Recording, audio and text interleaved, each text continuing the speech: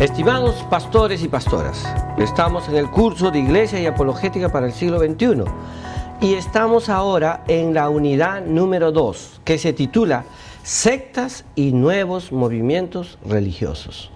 Un fenómeno nuevo hay en nuestra sociedad. Son los nuevos movimientos religiosos. Es debatido, estudiado y analizado por antropólogos, sociólogos, teólogos y pastores. Por lo tanto, quiero presentarles, según el manual que tenemos, vamos a desarrollar algunos de estos nuevos movimientos religiosos. Del concepto que les he dado en la unidad número 1, esto sería apologética externa. Les presento entonces la siguiente, 2.1. Una secta llamada unitarios o socicianos. También se les conoce como solo Jesús. Muchas iglesias bautizan solamente en el nombre de Jesús, porque tomando el texto de Hechos de los Apóstoles dice, y bautizaban solo en el nombre de Jesús. Quiero presentarles, ¿cuál es el origen de esta secta? A partir de 1579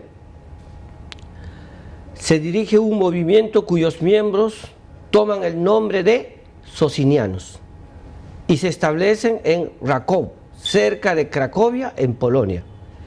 Sus seguidores toman el nombre de cristianos liberales o unitarios. Y en 1961 se crea la Asociación Unitaria Universal. El origen entonces es después de la Reforma Protestante y su institucionalización actual en 1961. Su designación exacta es Asociación Unitaria Universal, pero más conocido en las iglesias evangélicas como los de solo Jesús. Ahora estudiemos su doctrina. No tienen libros simbólicos, como la mayoría de las denominaciones cristianas, ¿no? Incluso directamente podría fijarse un credo unitario y difícilmente podría haber un credo así que solo Jesús. Creen en el monoteísmo radical. Esto tiene aspectos mucho del Antiguo Testamento.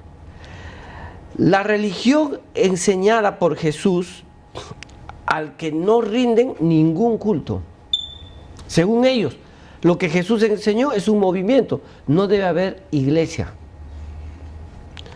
Y son tolerantes ante las opiniones religiosas de los demás.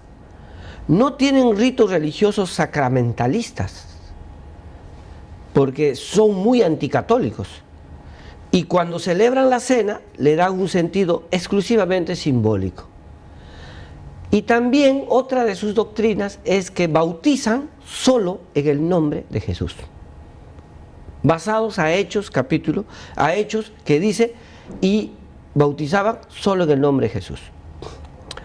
Ahora vamos a hacer una evaluación apologética para ayudarles a designar esta secta. En las asambleas de Dios creemos por nuestros fundamentos doctrinales que la Biblia es inspirada por Dios y que una de las revelaciones del Nuevo Testamento por Jesús es la Trinidad, expresada en el único Dios verdadero, el Señor Jesucristo y el Espíritu Santo. Ellos son antitrinitarios, no creen en la Trinidad. ¿Y cómo podríamos contestarle cuando dice el texto bíblico de Hechos, solo le bautizaban en el nombre de Jesús? Si tomamos literalmente eso, podríamos pensar que solo se debería bautizar en el nombre de Jesús. Pero según Mateo 28, Jesús mandó bautizar en el nombre del Padre, del Hijo y del Espíritu Santo. La explicación exegética que ha habido a esa parte del texto bíblico es la siguiente. Cuando se dice que solo bautizaban en el nombre de Jesús. La palabra nombre viene del hebreo Hashem, y cuando se pone en griego nombre está en forma de doctrina. ¿Qué significa? Que solo bautizaban en la doctrina de Jesús, y Jesús ya había enseñado que el bautizo era en el nombre del Padre, del Hijo y del Espíritu Santo. Así que no habría argumento bíblico para decir que solo bautizaban en el nombre de Jesús. Estos son los unitarios. Ahora 2.2. La meditación trascendental. En la página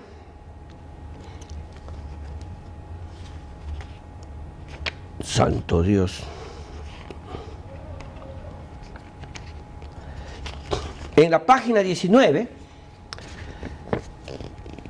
el origen de la meditación trascendental es de un señor que se llama Mahesh Prasad Warna, que en 1911 nació y era un licenciado de física y discípulo de un gurú hinduista. Él crea la meditación trascendental hacia 1971. Esta manera de pensar de influencias orientales entra sobre todo a los Estados Unidos, y sus doctrinas son las siguientes. Se ha debatido mucho si estas doctrinas trascendentales tienen naturaleza puramente oriental de los hinduistas o budistas. La verdad es que es un sincretismo religioso. Por eso, en la página 20, pusimos en su material lo siguiente, que es una técnica natural, fácil y científicamente verificable del bienestar físico y mental. Más parece un tratamiento psicológico en vez de un origen religioso budista u oriental. Su organización es muy jerárquica, como muchas sectas. Tiene una organización muy jerárquica basada a muchos personajes, y al ser tan jerárquica ha habido toda una denuncia, sobre todo en los Estados Unidos, de enriquecimiento ilícito del dinero de personas a través de esta secta. La meditación trascendental se ha vuelto en un gran negocio para gurús en Estados Unidos, que tienen mucho dinero. La evaluación apologética que hemos puesto sobre esto es lo siguiente, que las Asambleas de Dios no creemos en la reencarnación, que es una de las doctrinas esenciales de ellos, sino que bíblicamente el ser humano morirá y será juzgado una sola vez. Por lo tanto, no creemos en su doctrina de reencarnación. Y otro aspecto de la evaluación hemos puesto, no creemos en la meditación trascendental que se basa en doctrinas orientales. Pensamos que el Señor nos puede dar una vida y vida en abundancia, y no mediante la meditación trascendental. Ahora pasemos a una tercera secta. Se llama la Nueva Acrópolis. En la ciudad de Lima tiene muchas sedes grandes. Una de ellas está en la avenida Javier Prado, una sede muy grande. Les explico. ¿Cuál es su origen? Jorge Ángel Libraga Risi, nacido en Buenos Aires en 1930 y casado con Ada Albrecht, creó en el año 1957 un grupo llamado Nueva Acrópolis, que rápidamente se extiende por algunos países latinoamericanos, llegando hasta España y Francia. Así que, ¿dónde es el origen? En Buenos Aires en 1930. Quiero explicarles algo antes de ir a su doctrina. Estos señores, Jorge Ángel Libraga Rasi y su esposa Ada Albrecht, tienen mucha influencia filosófica. en Argentina, en Buenos Aires, tienen mucha influencia filosófica. Y la nueva Acrópolis, podríamos decir, en su doctrina, que es filosófica. Leamos su doctrina. Entre sus objetivos se citan la promoción de la conciencia de la fraternidad humana, el estudio comparado de las religiones, las ciencias, las artes y una filosofía espiritual. Es común ver en la nueva Acrópolis, también he visto varias partes del Perú, en varias ciudades, sobre todo en las capitales de las provincias, este grupo de Nueva Acrópolis que se dedica a dar cursos de filosofía, cursos de artes, cursos de creatividad, y así los captan y les dicen que no son una religión, porque ellos se hacen pasar como filósofos. Tercero, su organización. A la cabeza está el comandante mundial, que es este señor, que se apellida Libraga, y directores generales, adjuntos, secretarios nacionales, cuerpos de seguridad, brigadas de trabajo y cuerpos de profesores e instructores. Tienen todo una maquinaria internacional para la nueva Acrópolis. La evaluación apologética que tenemos para esto es lo siguiente: la nueva Acrópolis es una secta esotérica, neopagana. ¿Por qué? Porque revive a Platón, a Aristóteles, y también lo revive sus dioses. Paramilitar, porque ha habido denuncias que tienen armamentos y que andan armados su equipo de brigada o de seguridad. También estas personas muestran que son personas que seguramente van a decirte que son filósofos y no son religión. Y como doctrina de Asambleas de Dios, nosotros tenemos que la única fuente de principios fundamentales para nuestras vidas es la Biblia, no la filosofía. No es el libro de Platón y Aristóteles, no es el libro de Sócrates, no, es la filosofía, es la Biblia. Entonces eso está en contra de nuestra fe y de nuestra enseñanza bíblica. Nosotros creemos que la fuente primaria de nuestra vida y fundamental es la palabra de Dios y no la filosofía. Eso sería la evaluación. Ahora les presento en el 2.4 a los Hare Krishnas. Ahí he puesto una foto. Pueden ver, nosotros seguramente en la ciudad hemos conocido a varios grupos que salen. Y les explico. Su origen está en Avicharan, conocido como Bhaktivedanta Swami. Este monje hindú, nacido en Calcuta, la India, de una familia de devotos de Krishna, recibe, según él, la misión de dar a conocer en Occidente la filosofía de un libro. ¿Cómo se llama? Bhagavad Gita. ¿Qué cosa es este libro? La Bhagavad Gita es como la Biblia de los hindúes. Nosotros los cristianos tenemos nuestra Biblia, que es la palabra de Dios, el Antiguo y Nuevo Testamento. Los musulmanes tienen el Corán, su Corán. Los judíos solamente tienen el Antiguo Testamento. Los hindús tienen su Bhagavad Gita. Esa es como su Biblia. Incluso los Hare Krishnas aquí en el Perú regalan ese libro. ¿Cuáles son sus doctrinas de los Hare Krishnas o Asociación Internacional para la Conciencia de Krishna? La fuente principal del pensamiento se halla en la Bhagavad Gita. Krishna es considerado como Dios supremo y absoluto, ¿verdad?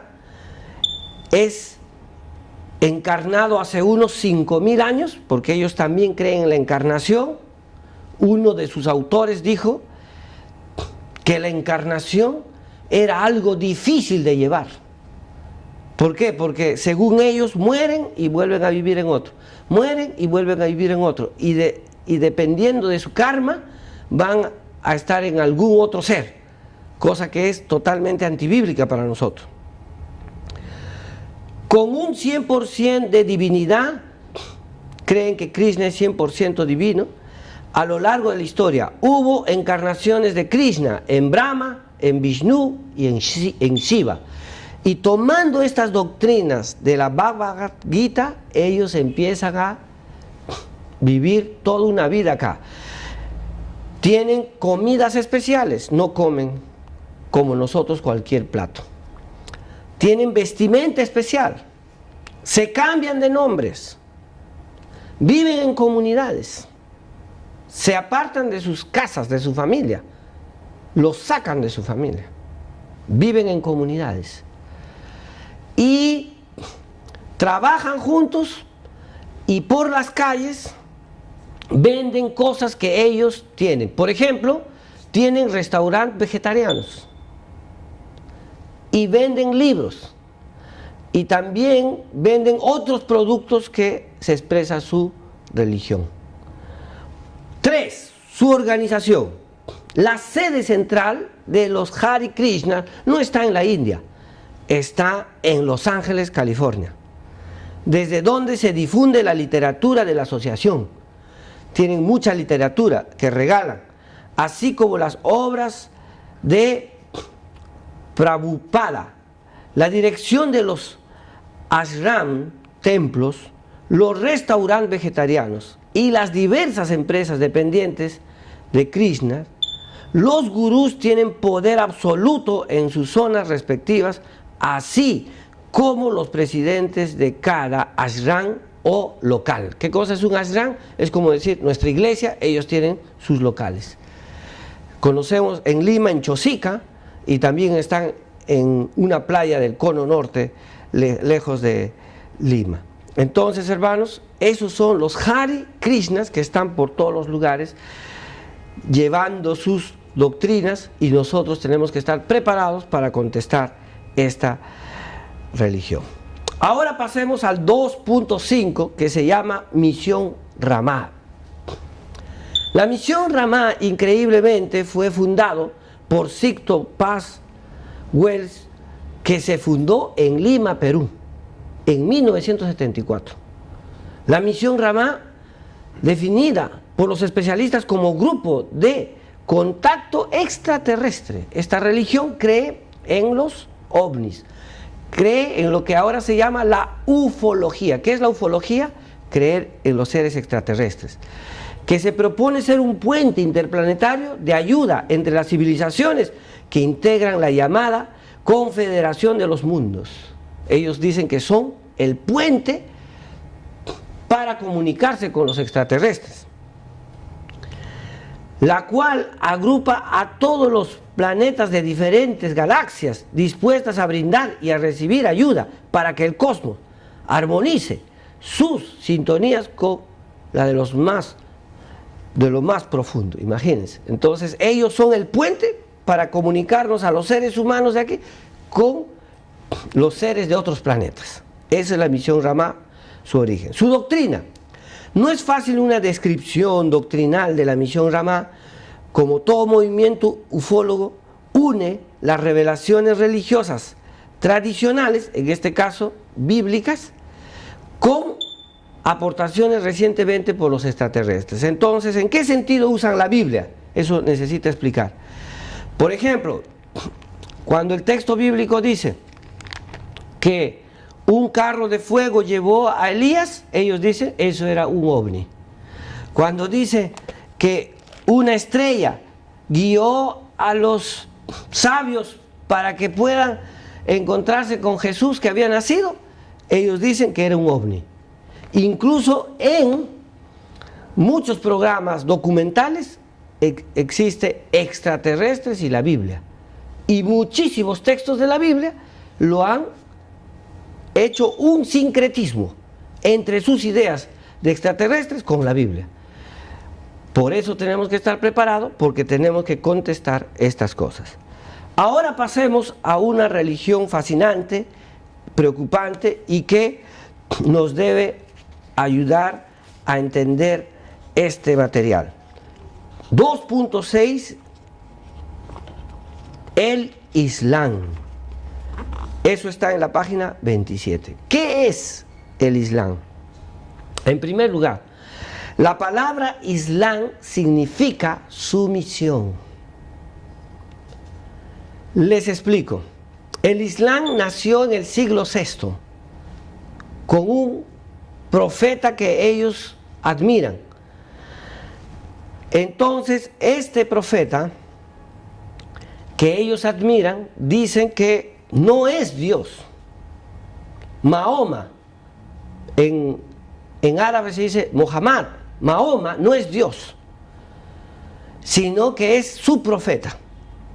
El Islam nació entonces entre los árabes y tiene lo siguiente en su material. La Meca es una ciudad en Arabia Saudí y es la más sagrada para los musulmanes. Tienen ahí el lugar sagrado, le dicen la Kaaba, que es un cuadrado grande, y en Ramadán, que es su fiesta anual de ayuno, van más de 1 millón de personas. Y ahí se reúnen, y ahí nació el Islam. El Islam nació en el siglo VI y tienen como una Biblia que nosotros tenemos. ¿Cómo se llama? El Corán. El Corán tiene suras, en vez de versículos, suras. Y en el Corán se habla del Antiguo Testamento, sobre todo del Pentateuco. Y también se habla de Jesús y de María. Y en el Corán se considera que Jesús es un profeta. Ahora les explico sus creencias generales. Ellos tienen la fe en ángeles y en los jinn, que son seres espirituales. Tienen su fe en un libro sagrado llamado el Corán, que tiene sus suras. También creen en Alá como su único Dios. Y una de las preguntas que me han hecho siempre cuando uno enseña el Islam es si Jehová es igual a Alá. Algunos estudiosos dicen que la palabra Jehová, o en hebreo mejor, Yahvé, es solamente transliteración al árabe y eso es Alá. Pero no ha sido aceptado eso porque parece que más bien viene de la palabra Elohim, Alá. Y Elohim es una forma bien general de expresar Dios. Pero algunos del Islam dicen que el mismo Dios del judaísmo es su Dios de ellos. Así que hay todo un debate. Pero eso es su creencia en Alá. También creen que todos los musulmanes se les ordena reunirse en una oración comunitaria. Cada viernes al mediodía. Ellos se tienen que reunir. También los musulmanes rezan 5 veces al día. Y eso decimos rezan porque repiten y repiten, como los católicos. También sabemos que practican el matrimonio,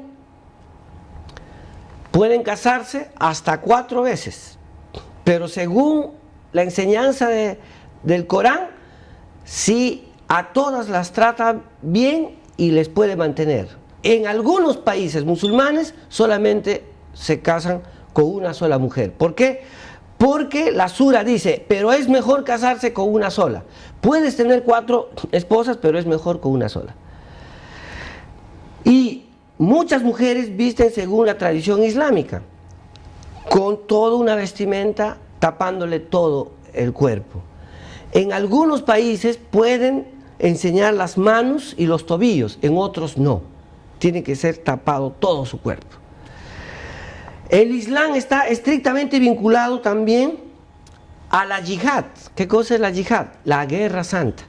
Y algunos islámicos, no todos, en ese aspecto se han vuelto terroristas, como el Estado Islámico, los talibanes y otros grupos como Hezbollah. otros grupos radicales se han vuelto terroristas, pero no todos son terroristas. Seguimos ahora con las divisiones dentro del Islam. Dentro del Islam no son un solo grupo homogéneo, son heterogéneos. Los grupos más grandes son los musulmanes sunitas.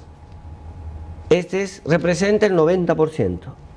En la página 31, los musulmanes chiitas, que son su contraparte. Y también hay musulmanes sufís, que son los más sabios y pacifistas. Y un grupo de musulmanes que se llama wahabismo. Entonces los musulmanes son varios tipos de musulmanes. En Lima, este año 2017, en el FIL, en la Feria Internacional de Lima, había un lugar de musulmanes en el Perú y que estaban repartiendo sus documentos y todo. En Tacna tienen una gran construcción.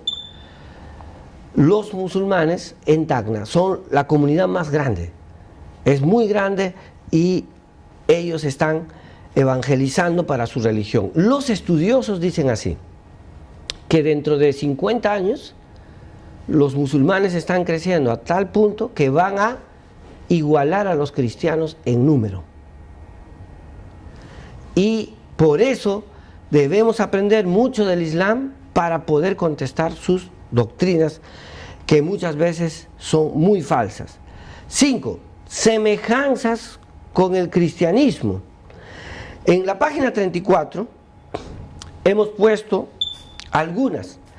Entre las doctrinas islámicas más significativas que pueden afirmarse es la creencia en Dios. Así como nosotros creemos en el Dios del Antiguo Testamento, ellos también. Segundo, los musulmanes respetan y veneran a Jesús y esperan su segunda venida, según el Corán. Pero, ahí vamos a aclarar, lo respetan solo como profeta, mientras el cristianismo, a Jesús, creemos que es Dios. El musulmán no. 3. El Corán confirma su nacimiento de Jesús en una virgen, que es considerada la mujer más pura de toda la creación. Así dice el Corán. Así que en el Corán también habla de María. Y lo más común es que tanto el cristianismo como el Islam somos monoteístas. Creemos en un solo Dios, solo que el cristianismo un solo Dios en 3 personas. Y eso nos critican el Islam porque nos dicen que somos politeístas por creer en Dios Padre, Hijo y Espíritu Santo. Pero tendríamos que evaluar bien. Por último, la evaluación apologética. Amados hermanos, en primer lugar, tomando los textos de 1 Pedro 3:15, 2 Timoteo 2, 24 y 25 y 26, mi llamado como pastor es que debemos presentar respetuosamente el Evangelio y no estar ofendiendo pensando que todos son terroristas. Cuando hacemos eso ya ponemos una pared. Deberíamos presentar el Evangelio con amor y respeto y humildad y reverencia, como dice el texto bíblico. En segundo lugar, nosotros no creemos que Jesús sea solamente profeta, creemos que Jesús es Dios. Y hay varios textos bíblicos que fundamentan esto, así que les animo a presentar a Jesús como Dios, no como un profeta como lo hacen los musulmanes. Tercero, nosotros creemos que el Espíritu Santo es Dios y ellos creen que es solo una fuerza de Dios Padre. Así que allí también podríamos hacer una evaluación y decir concretamente que el Islam está contra la Trinidad y nosotros estamos en favor de la Trinidad.